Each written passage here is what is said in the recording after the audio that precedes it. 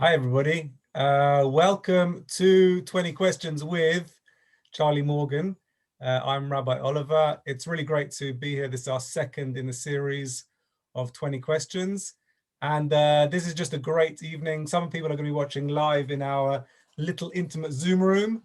And some people are watching afterwards on our Instagram, Rabbi Oliver Spike Joseph, or on YouTube or Facebook. And I'm very, very grateful to welcome you, Charlie. The series that we're currently piloting, I guess this is just the second one, is trying to highlight like big stories in our community and big questions at this time of COVID and please God, a post-COVID world, and also big and enormous questions for young community in particular.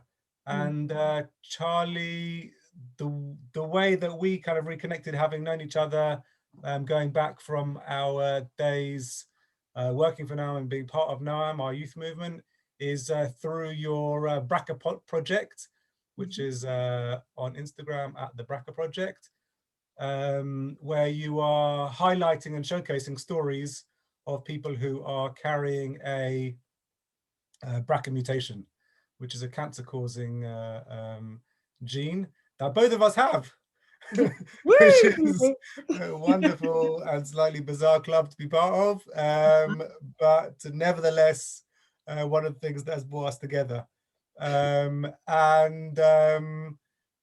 We've got 20 questions for you, and only short minutes to answer them all in.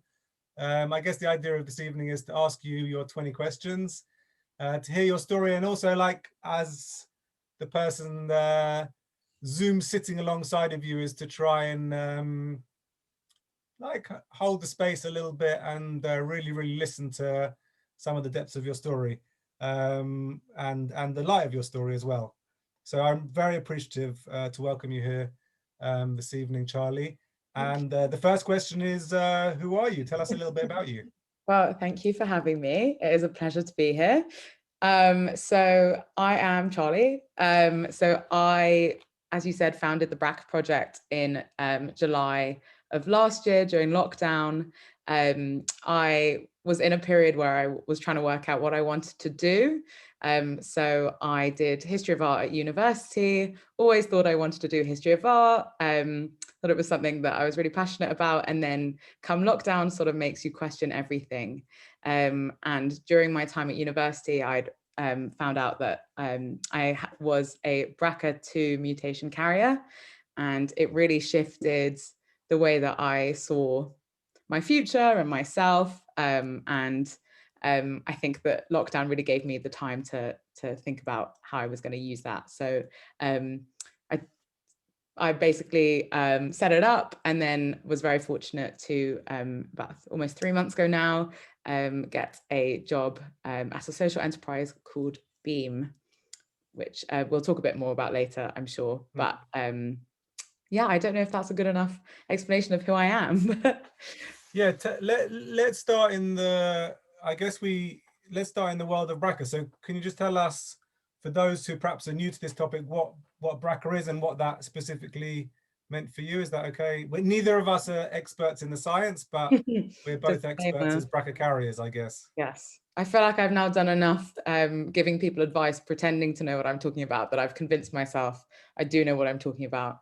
So BRCA, or BRCA, is a breast cancer gene. There are two variations, so BRCA1 and BRCA2, and everyone carries these genes. They're the genes that help you fight tumorous cancers, and they cover a whole range of different cancers, so breast, ovarian, prostate, and a few others, pancreatic cancer, melanoma, some more as well.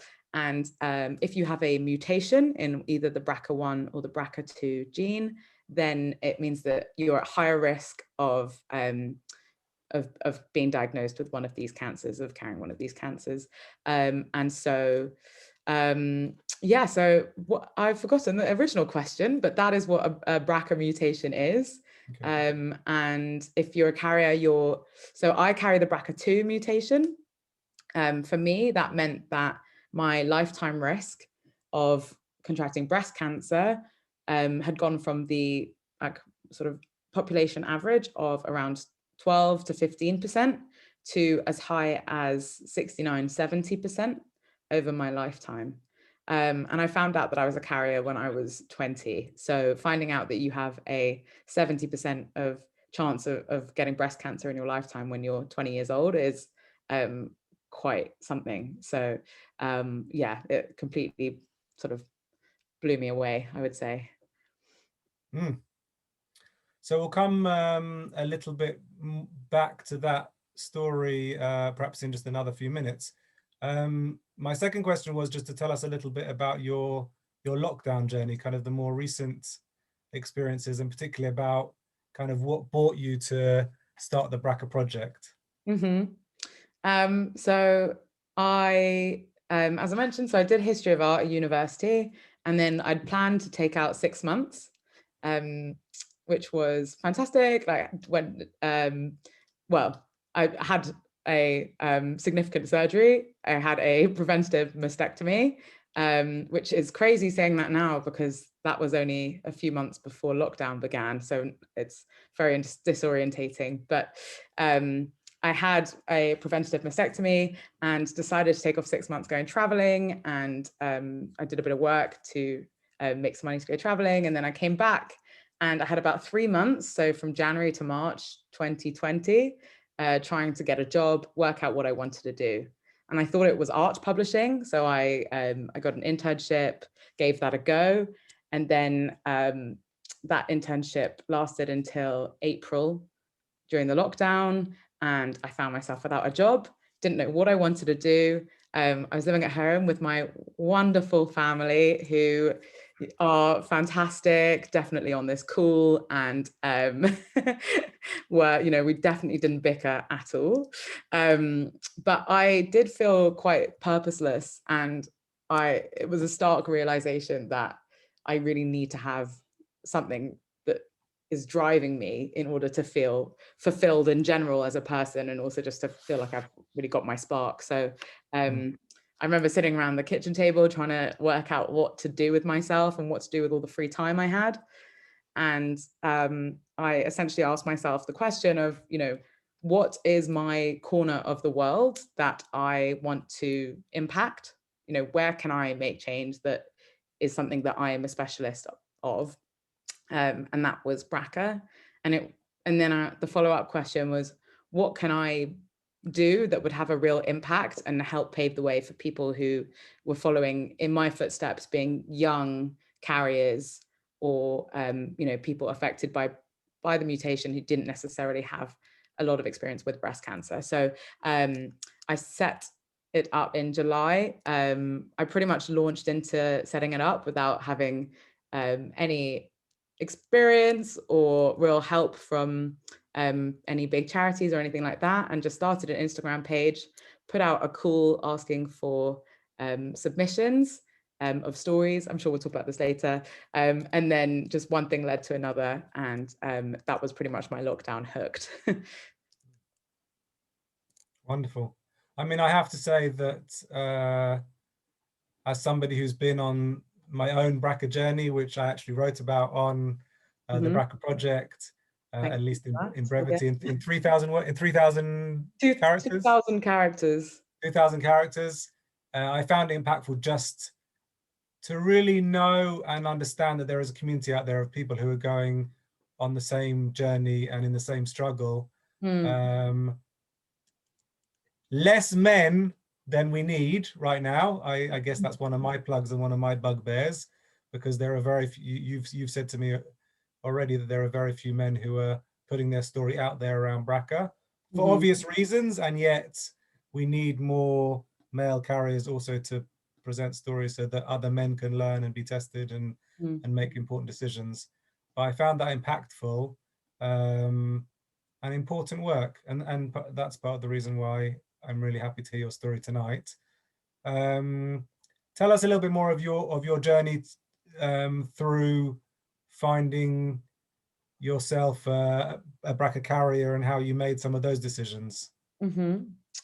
So There's only a few ways to find out that you carry a BRCA mutation. One of them is if you actually have cancer and it's an unusual case, so maybe you're young or you have a particular type of breast cancer or something like that, you might get tested to see if you carry the mutation to find out the cause of that cancer. The other one is if one of your parents has it, or you have a strong family history that implies that you might carry a BRCA mutation.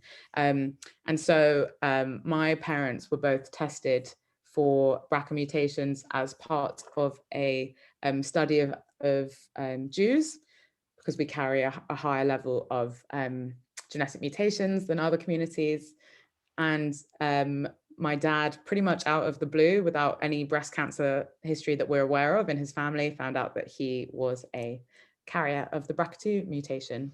So my parents told me when I was, I think 19, knowing full well that I'm the sort of person that immediately wants to act on things.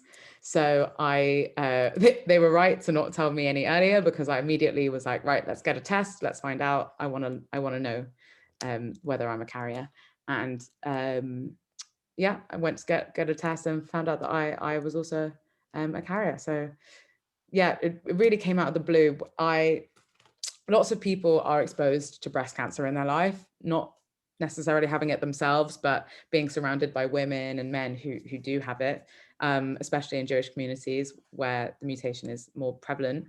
But our family was not like that. And I had not personally seen anyone go through breast cancer. So I think today it gives me a bit of detachment when I'm talking about my risk, because I don't have a vision in my mind of what that cancer risk what that actually looks like and how that could have affected me. But for me, there was no question once I found out that I was a higher risk that I wanted to do something, because I felt like I'd been given this complete gift out of the blue, where in no other world would I have found out that I carried such a high risk than if my parents happened to go for this test. So I really felt a responsibility to act on it, because I hadn't necessarily seen breast cancer as such an aggressive disease. I guess that the point that your words draw my attention to is that they're having had two people in my very immediate family die from breast cancer and ovarian cancer, which are both connected to the BRCA gene. You are the model of the future in many ways, that there should be more people who get to make positive decisions about their own health rather than reacting to their own immediate loss, which is exactly some of the research that's going on right now about how many people right now are able to make decisions from the place that you made a decision, which is finding out that you are BRCA positive from a place of zero instance in your own family. So that's the edge that we're on right now as a community, and also as a population. But specifically, like you say, in the Jewish community, having such high instance of the prevalence of the mutation, it's a pressing question specifically for our community. Can you tell us a little bit about your own experience, about how you got to a decision about the risk reducing surgery that path that you went down? Well, I had never heard of BRCA when my mum sat me down to tell me that there was a 50% chance that I had it. And she framed it through, the phrase, oh, do you remember when Angelina Jolie had that surgery because she had a high risk, which is a bit of a faux pas in the BRCA community. I've now learned to stop referring to Angelina Jolie, but I forgive you, Mum. But I always, from that point, knew that the natural thing to do if you were a carrier was to have preventative surgery. For me, that wasn't radical, because from day one, that was, the story that was given to me is like, oh, you have a mutation, you have the surgery. And because, as I already mentioned, because I'm a proactive person, I always want to act on things. And I'm very keen to, if there is something I can do to prevent something, I will. If there's something I can do now that might be harder, but prevent a later damage or, later difficulty, then I'd rather do it. And so there was, people say, oh, it must have been such a difficult decision. To be honest, for me, it wasn't a difficult decision at all. as soon as I'd been given the option, I knew that it was what I wanted to do. And from that point, from that point, it was a straight line towards meeting surgeons, getting appointments, working out when the best date for me would be. So I decided to. There was about a year and a half in between my diagnosis and my surgery, because I wanted to wait until after I'd done my undergraduate, and then also after I'd finished my master's, and I wanted to give myself that sort of unlimited buffer time just in case there was something that went wrong or complications. That was pretty much the only decision I had to make, was the decision of when, not the decision of if. Yeah. Thank you. I guess the next question is, do you have a kind of message or a thought to anybody listening, either on the call now or later, about getting screened, or as a woman looking at elective surgery options? My message would be, if you're like me and you know that you always want to act on things, only get the test when you're ready to actually have that surgery. I was young when I got my results. I was 20, and then I was 22 when I had the surgery, which was a year and a half later. I have, in my experience with the BRAC project, come across people who are 17, 18, who know that they're positive, who are now itchy. They're like, I want to act on this, I want to do something. And the difference between being 22 and being 18 is actually enormous. And I am very pleased that I didn't know about it know that I was positive when I was 18, and felt like I'd want to act on it right then and there, because I think that also can be damaging. And the wait between going for testing and getting your result, or getting your result and waiting for surgery, is much worse than the actual surgery itself. So if you know that if you're someone that wants to act on it and go for surgery, which I also do think is the right option, if it's right for your body and it's right for your story and whatever stage you're at in life, then prepare for the answer to be yes, and then prepare to be told that you can't do anything about it for a while. Because for me, that was the hardest bit. That the 18 months of waiting before I could have my surgery, that was by far the hardest part of my journey so far. So one of the aspects of this generation in the BRCA community is that there are going to be lots of kids coming up who will know that their parents are BRCA positive, who will wait until they're 18 or older to get tested. And perhaps that generation is unique in that way, because there are less people like me who decided as an adult to ensure that the next generation, by way of IVF, don't have the BRCA gene. But there are lots of BRCA carriers who will know that the possibility is they've passed on to their children, which is hopefully in some way rather unique to this generation, at least in the UK.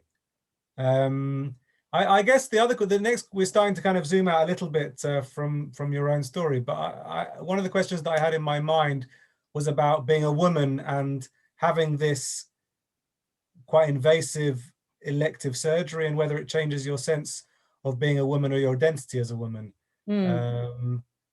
So that's my next question. I think it has to. Of course it has to. You get used to your body. I was still not really used to my body at 22. It's always changing. You gain weight, you lose weight, you bloat, you don't bloat, who knows? But the nature of breasts is like, at its essence, the thing that makes you a woman rather than a man. It's the very visible thing. If someone looks quite androgynous, you think, oh, do they have breasts or not? And it's also very important in relationships, of course. And it does definitely have an impact on your sense of self as a woman. For me, I'm quite lucky in that I'm quite a naturally confident person. So I actually have found it something that has strengthened my identity as a woman, because I think of myself as, I don't need, essentially, I don't need nipples to feel like a woman. And I don't need to fit within the like stereotypical sense of like what defines a woman in order to, you know, like breastfeeding or things like that, or, you know, maybe natural conception or anything. If I decide to undergo IVF, like those are the things that we have been told through society for years that is what makes us a woman and a mother and those sorts of things. And I think my sense of self has been strengthened by the fact that I can stand out and I can be different and I can be proud of the choices that I've made about my body, rather than the way that other people might project their opinions onto me. And actually a big thing that helped that was around 6 months after surgery, one of my friends who's an artist asked if she could do a nude painting of me from the waist up. And that had an amazing impact on my sense of self as a woman, because I just saw myself in this like incredible, beautiful painting. And I was like, wow, like, yes, I'm just as feminine as any of these other, you know, nudes that I'd studied from art history. Yeah, for me, that was like a really important moment.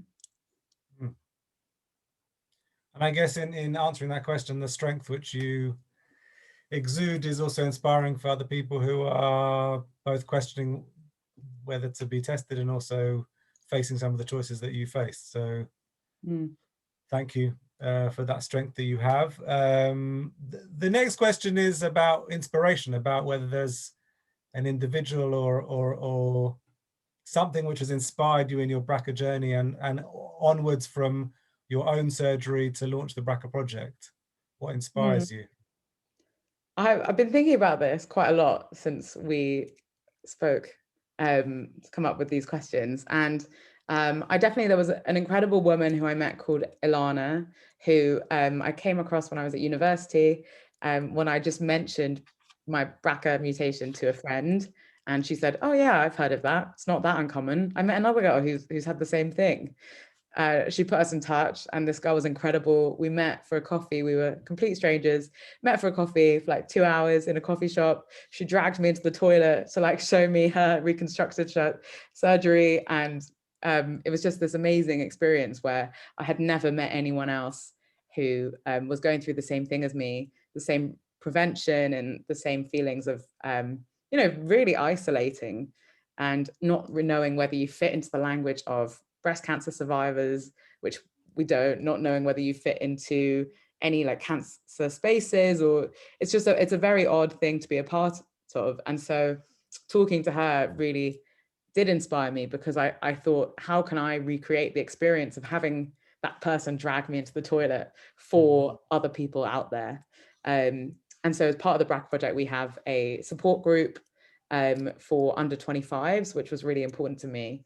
So it's a separate WhatsApp. So the feed of the BRCA project page is a series of individual stories, profiles, written by different carriers about their experiences. And a lot of them are really diverse, but there is definitely a niche that I'm particularly sensitive to, which is under 25s who feel completely isolated. And so we have this WhatsApp group on the side where people message. I'm just seeing, as we've been talking, there have been messages coming through on the WhatsApp group. And roughly like once a month, we all have a video call where we just talk to each other, get to know each other. And I have on that video call recreated the "let me show you my reconstruction in the loos in Cambridge" sort of experience for these other girls. And it is, I can just always see that they feel so much more empowered and supported just by even virtually on Zoom recreating that experience. So I feel like Alana was definitely a big part of my inspiration. And also, because I have to say it, my mother, for being an iconic, powerful woman. And I joke about that, but it's actually true that she is always someone that has been very proactive and really, you know, she gives a lot, and she also always has wanted to give back to the community. And I think that, you know, taking my experience and then using it is something that I learned from my mum, however abstractly. So yeah, thanks, Mum. A shout out to mothers and your mum as well. What do you want to have a first name? Suzanne. She's the Suzanne. Thanks, Suzanne. Now she's been shouted out in full. I guess you may have answered this, but I'm going to ask it anyway. There's a question about why is it important for you to be a leader in raising awareness on BRCA? And I really relate to one of the other people who I've sat on panels with is Talia Schneider, who's also getting a shout out. And she also describes, not as under 25, but as a woman who gets her kit off and shows her reconstructive surgery for other patients in the NHS on a regular basis. And it's an incredibly powerful kind of image of really giving to people in some way, in an obscure way, but in a way that seems to be very important for those women who are facing that level of uncertainty. So the question is, why are you a leader in raising awareness on BRCA? I feel like I've always just had a natural like leader inclination, shall we say. And I also felt that my experience was so isolating, and I couldn't find any real literature about it or anything on social media that felt applicable to me, that I knew that there was a void. And when I found the time and I finally got around to having the motivation in lockdown, that was something that I wanted to do and use the opportunity that I had been given by noticing this gap. And I also I just remember, like, it takes so little to have a big impact on other people's lives. And that's something that can be really powerful, especially over social media. And that someone just has to read one other story, read one other, 2,200 character caption, and feel a real genuine connection and a relationship to someone, and feel like they're a bit less alone. And to be able to facilitate that is so, quite easy. I sort of made it up as I went along, and has such an incredible impact that I've just felt like I had something that was right. Felt like I sort of had to do it. So thank you. Another beautiful answer. We come this evening as Jewish community, that we're representing the synagogue I work for in North London, and this BRCA question is also specific to Jewish community, who are in the Ashkenazi community at least 10 times more likely to carry this BRCA mutation. Do you think there's a different message that you need to put out to Jewish community than to the general population on BRCA? Definitely more awareness and more just free conversation and less prudishness. But I think fundamentally, if you're a Jewish woman or a non-Jewish man, whoever you are, if you have a BRCA mutation, the same risks affect you, which is that you need to be more aware. You need to be checking yourself. If you feel comfortable and you want to take preventative measures, you need to. And so while the risk is higher for each individual that is, carries a BRCA mutation, the dangers are very much the same. And I think in a way that sort of, in a quasi poetic way, it does actually unite people outside the Jewish community and within. There definitely, in the young Jewish community, does need to be more conversation around BRCA and testing. And I'm sure that, in 10 years' time, people that are in their early 20s will be talking about it more. And there will be more visible examples of people like me who've spoken about their journey quite openly on social media. But I think for everyone, there just needs to be more conversation around it. And I have to say that alongside kind of meeting you and getting to know you again, which has been my pleasure, there seems to be this emerging BRCA community, which is all kinds of beautiful, because there are people who are sharing real life experiences, also in many instances loss, and just developing a real warmth and community, which relates to Jewish community, but also is entirely beyond the boundaries of Jewish community, which has lifted me up in the last year, especially. Even on just BRCA projects, like so with each post, there's the caption, and then we have a graphic that has a photo of them if people feel comfortable, and then their age and their location, vaguely around the UK. And there's people on there from areas that I'd never been to, never spoken to, never heard of, and that's quite amazing.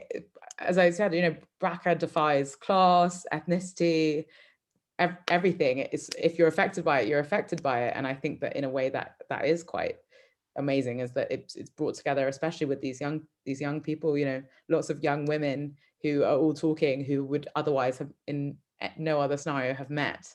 and we can all give each other the most incredibly, like pinpointed support, which is, it's quite incredible. Wonderful. So with that in mind, we're going to pivot slightly and hear a little bit more about Charlie, who you are, and move a little bit away from BRAC for the moment. Tell us a couple of words of you growing up, and tell us perhaps one transformative moment which has shaped you in your own journey. I'm not sure that I can pinpoint one exact moment. I am quite bad at, like, aside from the obvious one, which is my surgery, or my diagnosis, I felt like I had quite an easy, breezy, like lovely childhood growing up. I feel like now, obviously, I can't say anything negative about it because half of my family are here. But growing up in a typical, like, Jewish community, going on summer camp, Noam, and eating bagels on a Sunday night, like, felt very much a part of my childhood and growing up. And I don't necessarily think that life is defined in these, like, specific moments. I think that it's all, it's about the combination of all of those relationships that you fostered throughout your life and the relationships that you have with your family. And I'm really close with my family, so that's definitely been the key point of my childhood, is my growing up, is my relationships there. Wonderful. My next question was whether you have a piece of wisdom to share with us and somewhere or other holds you or shapes you. I know you found it a difficult question to answer, but it's on the page. It is on the page. I have been thinking about it on and off for the last week or so. And I think the answer I'm going to give you is no, I don't have one piece of wisdom. I think with me, it's more about attitude than it is about, it's about, like, character as a whole, rather than about a specific phrase. And it feels quite very irreligious to say that I don't find any meaning necessarily in specific phrases, but there's the one phrase that I would think of that is probably the most poignant thing is when I found out about my BRAC diagnosis, I had a friend say to me, if I had to pick any one of my friends for this to happen to, I would have picked you. Which at the time I was like, what a horrible thing to say. And he tried to say it in a comforting way, and it absolutely backfired. But in hindsight, like, I understand why he said it, and to be honest, I agree with him, because I do think that you do have to have the attitude of, like, right, let's do this, let's make good of something that is objectively quite horrible, and turn it into power in a way. And I think that phrase, although it's definitely not wisdom, it's sort of anti-wisdom, it's actually something that I quite like as something to keep remembering. I mean, that in itself has a great deal of power in it, in the sense of we don't get to choose our story, but we do get to choose how we move through our stories and find our own power. That seems absolutely a piece of wisdom, even though it's your anti-wisdom. It can be your anti-wisdom and my wisdom at the same time, with permission. Okay, great. Tell us a little bit about your work, about what you do now, and how it inspires you. So I have to say, after starting the BRAC project, it did occur to me that I want to make a social impact. And although I'm talking the way I'm talking now, I feel 6 months ago I wouldn't have had the confidence to say that it was something that was this important to me. And so through my relationships in the BRAC community, I've actually realized that, making a change or doing something that has meaning is fundamental to what I want to do in life. So I am currently working for a social enterprise called Beam. And we crowdfund for homeless people to get into employment via training or into private rented sector housing. And so my day-to-day job is talking to individuals, so homeless individuals, whether they are rough sleepers in temporary accommodation or sometimes just at risk of homelessness, And I talk to each individual, work out what's the right thing for them and what they need, and then put together a crowdfunding campaign for our website so that we can raise that money for them to get them out of homelessness for good. And then I would then give them the support on the other side of that, whether that's giving them, CV training or job interview prep or whatever it is, basically building up someone's confidence so that they feel like they aren't purely identified by the stigma of homeless, but they actually can succeed alongside their peers. Wonderful. And woven into your answer there, you mentioned kind of a period of unemployment, and I noticed when we were preparing for this that unemployment is something that many young people are facing, or certainly job insecurity at the moment. Will you tell us one word about how that stretch was for you, and what helped you through out the other side in strength by the sound of things? It was tough. I'm not very good at sitting doing nothing, and I need something to project my energy into, as I mentioned before. Starting the BRAC project was a great thing for me, because it meant that I wasn't just spending my whole life applying for jobs I didn't want, that didn't have any meaning. I applied for all sorts of jobs that I'm delighted that I didn't get, because that would have put me in such a different place than I am now. And I'm actually really delighted with where I ended up. And my mum is a big believer of everything happens for a reason. And, all those job rejections that I didn't want in the first place all happened for a reason. Each one stung, but you do eventually get to where you want to be, and you'll find something that, fits you better than anything you could have imagined. So, while it is tough, you do have to persevere. You have to find things that keep you motivated through the week of applying for 100 jobs, and whatever that might be for you, whether that is starting a genetic mutation campaign or learning how to knit, both of which I did. Both of which you did. We didn't talk about the knitting and the preparation. Not talk about the knitting, but the knitting Wow. was a big part of my lockdown. I would have had you bring some show and tell, but we won't go there for this time. Next time. If anybody on the Zoom right now wants to put in any final questions for the end, if we have another few minutes, please feel free. We're down to our last questions, which is both exciting and slightly sad. We're getting big before we go home. Do you have a personal vision of God or a spiritual life that guides you in your life, in your world? I decidedly don't believe in God. And I remember telling my mum on the Friday night of my bat mitzvah weekend, "Mum, I don't believe in God." And she said, "Shut up, we'll talk about this on Monday." Which I doubt she remembers, but I remember very well.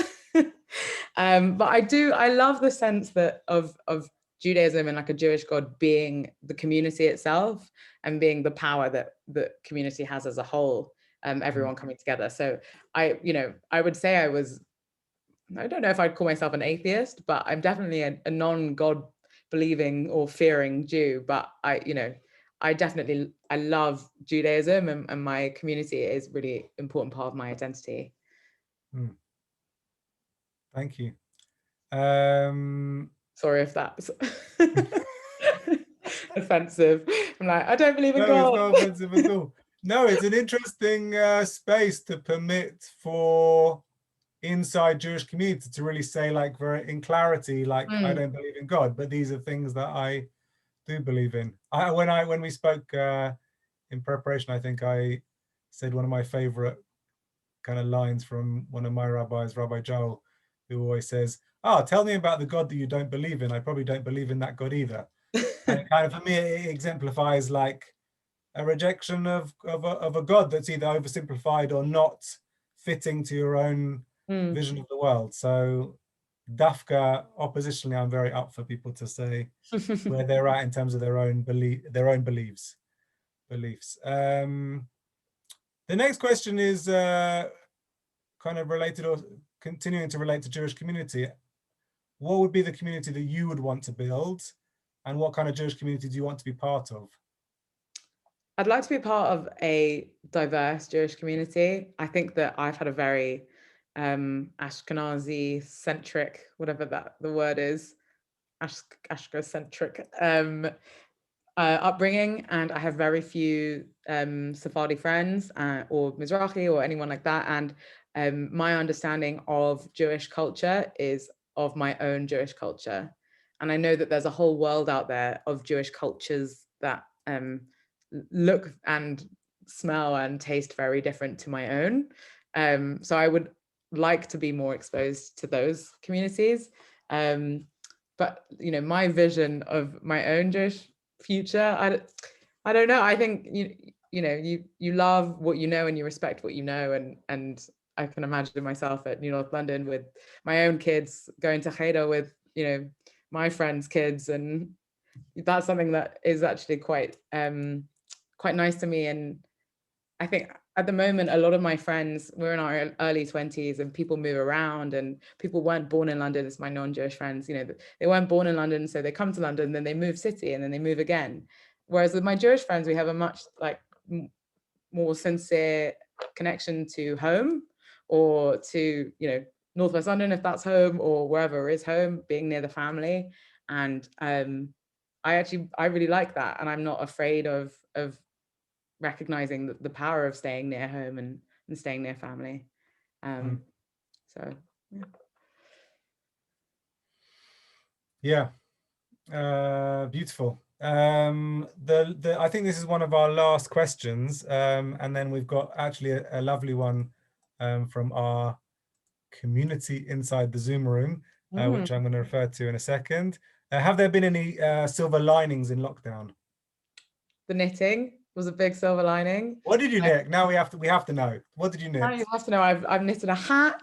I have jumpers, a throw. From nothing. You knew nothing about knitting before. I knew nothing about knitting, and wow. This is like embarrassing. If I can just go off. Embarrassing for me. I didn't achieve anything in lockdown. Go off. All I want to do is show off my proudest ever work while this Zoom is being recorded. Is a jumper that I made. Oh my goodness. Thank you very much. So that's my proudest moment. That's the silver lining, the jumper.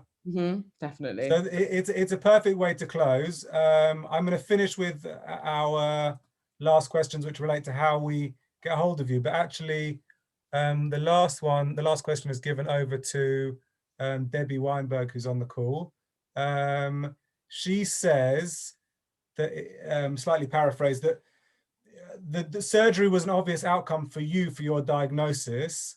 There must be people who surely believe in not choosing the surgery option. And I guess what Debbie's asking is, how do their voices find a voice? And are there people in my question would be, are there people in your community who are actively opposing kind of surgical options?